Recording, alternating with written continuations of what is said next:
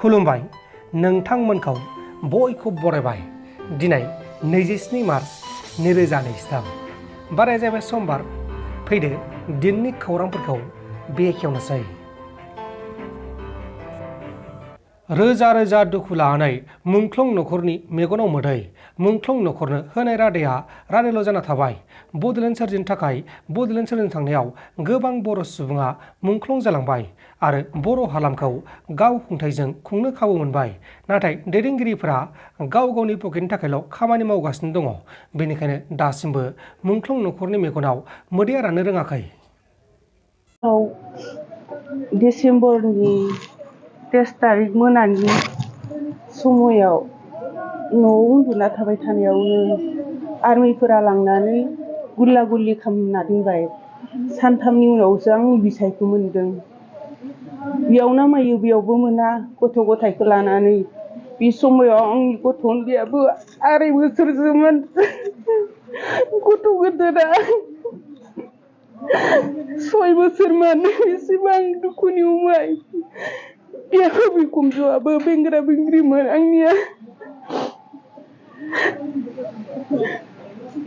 बिथिं थाङो बिथिंबो आश्रय नामायनायाव रावबो खोन्थानो हायासै सानथामनि उनाव गोथै सहखौ जोंनि थाना हरसिंगायाव होफैबाय बेयाव मोनबाय गोथांहायनो दङमोन आंनि बिसायखौ बेसेबां नास्ति खालामनानै हरदि हर लांनानै फुथारनानै आं 9 बाजियाव होफैदोंमोन 23 तारिखआव दिनैसिमबो बिनि आत्माया जोंनियाव दङ गाबगासिनो दङ बिनि थाखाय जोंनि बिटिआर सरकार मोनबाबो गोदोर गोलावफोरा दिनैसिमबो जोंनो होआखै जाग्रा जानानै 100निबो बांसिन सुबुंफोरा गोब्राब लोमजादों वेस्ट बेंगल रायजोनि साउथ 24 पारागानासआव रामादाननि आरज गाबनायनि उनाव मस्जिदाव इफ्तार जानायनि उनाव गासै 100 सुबुंफोरा बेराम जादों आरो माखासे सुबुङा गाज्रि थासारियाव दं होननानै मिथिनो मोननाय जादों उनाव बिसोरखौ कलकातानि गुबुन गुबुन फाहामसालिफोराव थिसननांगौ जादों आरो बे जाथाया पाकिराला गामियाव जादोंमोन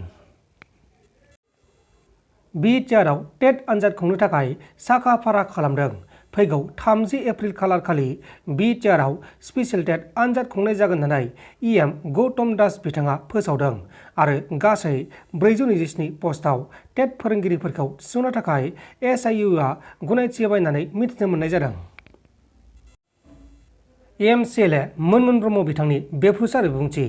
एमसिएलए मोनमोन ब्रह्म बिथाङा इउपिएल हानजानि दैदेनगिरि बिजित बसुमतारी बिथांखौ गावनि सायाव गाज्रि नोजोर लाखिनाय आरो सनमान गैयै बाथ्रा बुंनायनि थाखाय क'क्राझार पुलिस फादायाव केस थिसननाय जाबाय अदेबानि एफआइआर होनाय जाबाय मोनमोन ब्रह्म बिथाङा बुंनाय बायदिब्ला बिथाङा आइजोफोरनि सायाव गाज्रि नोजोर दाहोथों आरो आइजोफोरखौ रैखाथिनि थाखाय बे केसखौ होनाय जादों होननानै रोखा बुंथिदों दिनै बेनो प्रमान जायो जे इउपिपिएल दोलोहा आइजोफोरनि फारसे अननाय सिबिनाय आरो रेसपेक्ट गैया गतिके दिनैनि दिनाव प्रमद बर'नि इउपिपिएल सरकारनि नेतृत्वआव कुनु आइजो माहारिया सन्मान होजायाखै आरो होफेराखै आरो आइजो माहारिया सुरक्षित गैया होननानै आं सानो आरो बेनि थाखायनो आङो दा दिनै क'क्राझार सदर थानायाव आङो एफआइआर बिजितगोरानि सायाव आं एफआइआर होनो फैदों जाहाथे भबिष्यताव बे बिजितगोरामोन बादि इउपिपिएलनि बिभिन्न पदबीधारी व्यक्तिफ्रा कुनु आइजो माहारिनि सायाव बेबायदि अशालीन मन्तब्य आरो गाज्रि बेबहार जाहाथे आखु देखायनो दाहाथों आइजोफोरनि सायाव गाज्रि नोजोर दाहोथों बेनि थाखाय आइजोफोरखौ रैखाथि खालामनो थाखाय दिनै आङो सदर थानायाव फैनानै आं बिथांनि एगेन्स्टआव केस होफैदों इउपिपिएल दोलोनि सायाव कुनु आइजोफ्रा सुरक्षित नङा बेखौनो आं बुंनो सानदों बिटिसिनि गासैबो रायजो राजा लोगोसे आइजो माहारिया सांग्रां जाबाय प्रमद बर'नि दिनाव प्रमद बर'नि इउपिपिएल सरकाराव बयनिख्रुइ बांसिन थगायजादों होनबा आइजो माहारिया थगायजादों साफ्रोमबो आइजोनि न'खराव थांनानै साफ्रोमबो बिमानि न'खराव थांनानै बिसोरो होनदोंमोन जे नोंथांमोनहा साबसे फिसा दङ